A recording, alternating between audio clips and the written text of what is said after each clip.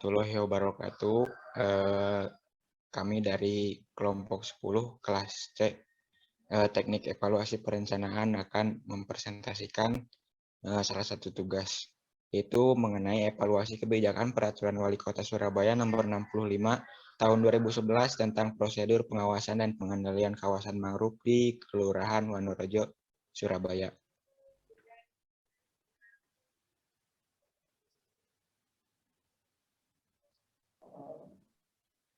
Kelompok 10 ini terdiri dari 4 anggota, ada Kania Sepia Sunardi, Surya Nur Hakim, Azril Alpariji, dan Ferdi Injagi. Adapun pembahasan dari presentasi kali ini yaitu adanya identifikasi kebijakan, pengumpulan data berkaitan dengan kebijakan yang akan dievaluasi, metode dan evaluasi, hasil evaluasi, interpretasi, dan juga kesimpulan dan saran.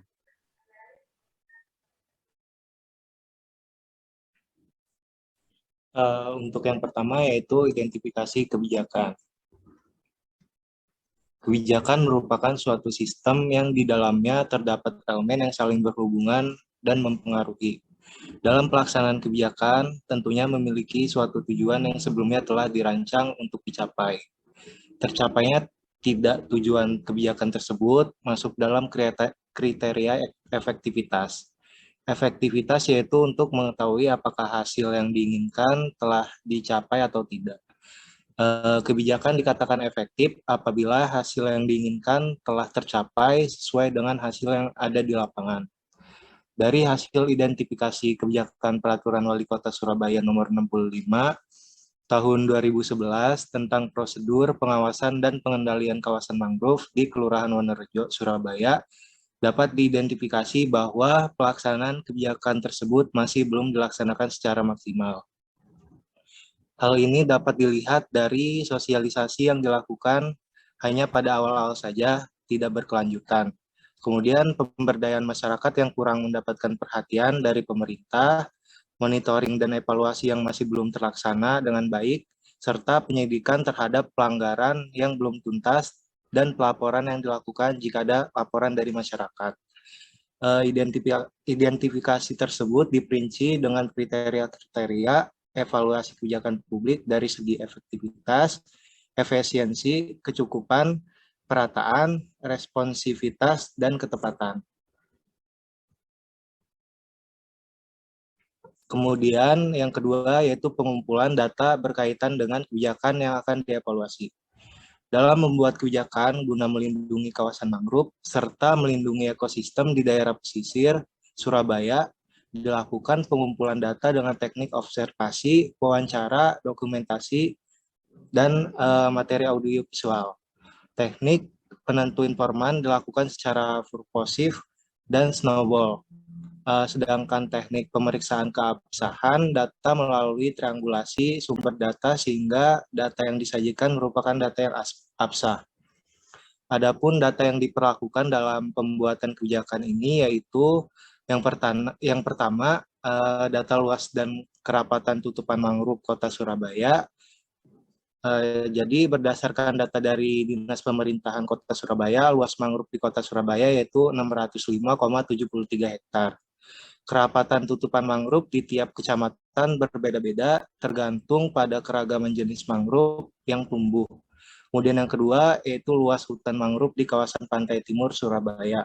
Untuk total luas mangrove yang berada di kawasan Pamurbaya yaitu 440,13 hektar. Kemudian yang terakhir data kondisi hutan mangrove di pantai timur Surabaya. Untuk kondisi hutan mangrove di Pamurbaya mengalami kerusakan dari tahun ke tahun. Hampir 50% mangrove yang tumbuh kondisinya sedang dan rusak. Mangrove yang mengalami kerusakan paling parah berada di Kecamatan Rungkut yang mencapai 30%.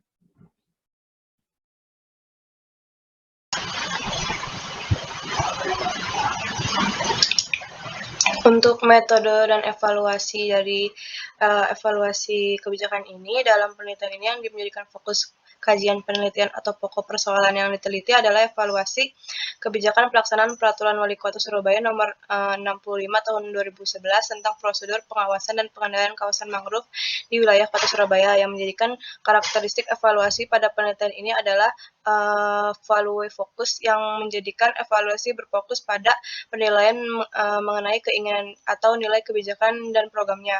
Untuk pendekatan evaluasi yang digunakan dalam penelitian ini adalah formal evaluation atau evaluasi formal. Dalam pendekatan formal evaluation atau evaluasi formal ini adalah pendekatan yang menggunakan metode deskriptif untuk menghasilkan informasi yang andal dan valid tentang hasil kebijakan, tetapi mengevaluasi tersebut berdasarkan tujuan atau kebijakan program yang telah diumumkan secara resmi oleh pembuat kebijakan dan administrator program. Untuk tekniknya sendiri, pada evaluasi kebijakan pelaksanaan Peraturan Wali Kota Surabaya Nomor 65 Tahun 2011 tentang prosedur pengawasan dan pengendalian kawasan mangrove di wilayah Kota Surabaya ini menggunakan teknik analisis lintas dampak atau cross impact analisis. Pada penggunaan teknik evaluasi ini bermanfaat untuk mengidentifikasi penyimpangan yang berlawan dengan pencapaian tujuan program kebijakan, dikarenakan pendekatan yang digunakan pada penelitian ini yaitu formal evaluation yang termasuk ke beberapa ke beberapa teknik diantaranya yaitu object mapping, value classification, value kritik, constraint mapping, constraint impact analysis, dan terakhir discounting.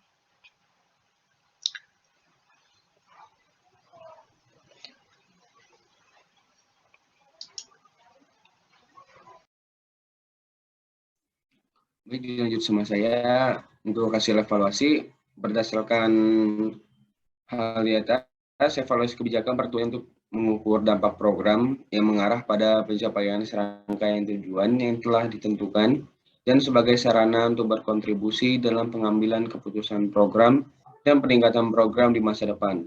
Mangrove atau sering disebut hutan bakau adalah hutan yang tumbuh di rawa-rawa payau di pesisir pantai dan dipengaruhi oleh pasang surut air laut.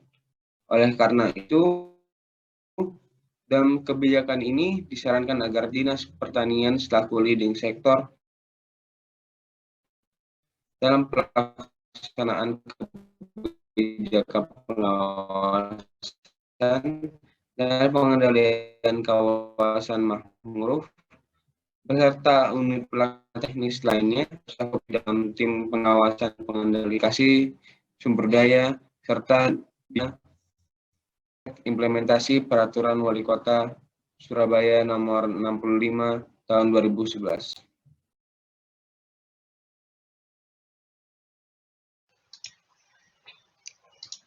Terus untuk interpretasinya, dikarenakan evaluasi menggunakan pendekatan formal evaluation, maka dari itu hasil dari penelitian lapangan tentang evaluasi pelaksanaan Peraturan Wali Kota Surabaya Nomor 65 Tahun 2011 tentang prosedur pengawasan dan pengendalian kawasan mangrove di Kelurahan Wonorejo, tepatnya di Kota Surabaya ini, dapat disimpulkan bahwa pelaksanaan kebijakan tersebut masih belum dilaksanakan secara maksimal.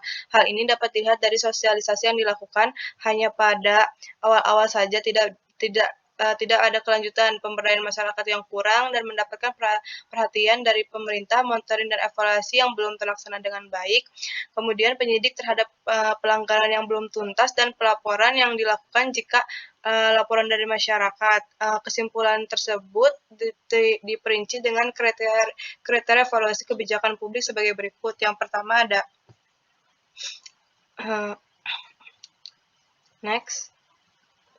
efektivitas dalam melaksanakan pengawasan dan pengendalian kawasan mangrove di Kelurahan Wonorejo ini sudah cukup efektif dilakukan. Hal ini dapat dilihat dari sosialisasi yang telah dilakukan oleh tim pengawas dan pengendalian masyarakat, monitoring dan evaluasi serta pelaporan yang sudah cukup baik. Pemberdayaan masyarakat yang ada di kawasan mangrove Wonorejo juga terlaksananya dengan baik karena masyarakat Wonorejo yang berperan aktif untuk melestarikan kawasan mangrove. Meskipun penyidikan yang dilakukan belum sesuai harapan karena proses penyidikan terhadap pelanggaran kawasan konversi mangrove yang belum selesai sampai saat ini. Terus yang kedua ada Next, efisiensi pelaksanaan pengawasan dan pengendalian kawasan mangrove di Kelurahan Menerjo dilakukan dengan efisien. Hal ini dapat dilihat dari sosialisasi pemberdayaan masyarakat yang dapat dikatakan baik karena sosialisasi dilakukan oleh tim hanya dilakukan sekali dan hasilnya dapat dipahami masyarakat. Pemberdayaan masyarakat juga banyak dilakukan sendiri dan minim peran pemerintah, tetapi hasil pemberdayaan masyarakat di Wonorejo baik. Untuk monitoring, evaluasi, serta pelaporan pelaksanaan pengawasan dan pengendalian kawasan mangrove cukup baik karena usaha yang dilakukan untuk melakukan pengawasan dan pengendalian mangrove sudah mencukupi, namun masih kurang dari tahap penyidikan. Penyidikan yang dilakukan belum menyelesaikan masalah pembangunan perumahan yang ada di kawasan mangrove. Next, kecukupan dalam pelaksanaan pengawasan dan pengendalian kawasan mangrove masih belum terlaksana dengan baik. Untuk tahapan sosialisasi pemberdayaan masyarakat dan pelaporan cukup dalam memecahkan masalah, namun monitoring dan evaluasi serta penyidikan terhadap penyelenggara belum memecahkan masalah yang ada di kawasan mangrove Surabaya ini. Next. Dan terakhir, perataan. Dalam penelitian ini, pelaksanaan pengawasan dan pengendalian kawasan mangrove dilakukan dalam cukup merata. Dilihat dari tahap sosialisasi dan pemberdayaan masyarakat, juga pelaporan. Sementara untuk tahapan monitoring dan evaluasi serta penyidikan masih kurang didistribusikan secara merata. Kemudian responsivitas. Dalam penelitian ini, tahapan sosialisasi, penyidikan, dan pelaporan pelaksanaan dengan cukup baik.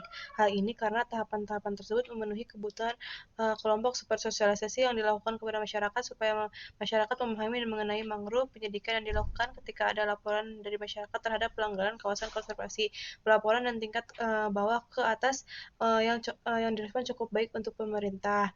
Terus ada ketepatan juga dalam penelitian ini. Pelaksanaan kebijakan pengawasan dan pengendalian kawasan mangrove sangat berguna bagi sasaran dilihat dari tahapan sosialisasinya. Dengan adanya sosialisasi, masyarakat menjadi tahu bahwa kawasan mangrove merupakan kawasan yang dikonservasi, tahapan pemberdayaan kepada objek kebijakan. Namun pada tahap monitoring dan evaluasi serta penyidikan belum memberikan manfaat kepada objek kebijakan karena masih adanya permasalahan yang belum terselesaikan, permasalahan batas wilayah, dan perlakuan tanah sedimentasi harus diatur lebih lanjut sebagai bentuk pengawasan dan pengendalian dari pemerintah sehingga tidak ada simpang siur atas kepemilikan lahan mangrove.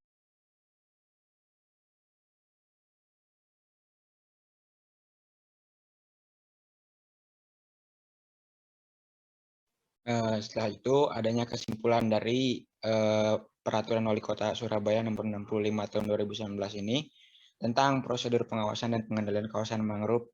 Ini sudah berjalan baik, namun masih belum maksimal. Hal ini dilihat dari beberapa indikator. Yang pertama adanya sosialisasi.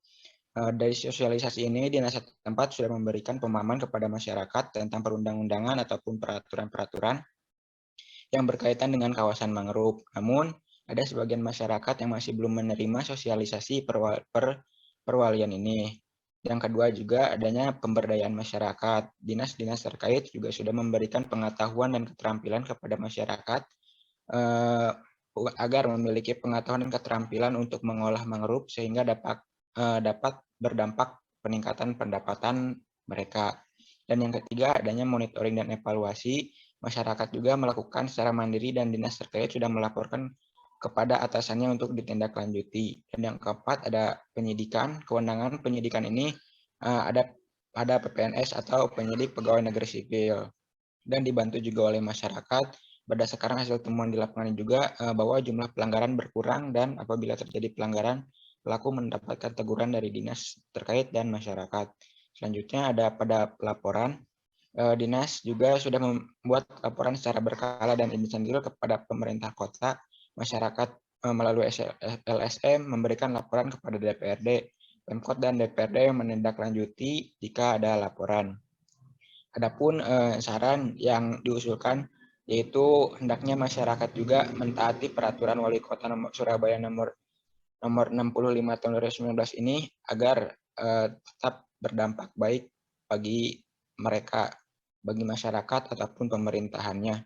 Selain itu juga hendaknya terus dilakukan sosialisasi dan juga monitoring evaluasi dari Perwalkot atau Peraturan Wali Kota Surabaya Nomor 65 Tahun 2019 ini agar terus berjalan dengan baik dan maksimal. Mungkin cukup sekian presentasi dari kelompok 10, kurang lebihnya mohon dimaafkan. Wabillahi taufiq wal hidayah. Wassalamualaikum warahmatullahi wabarakatuh.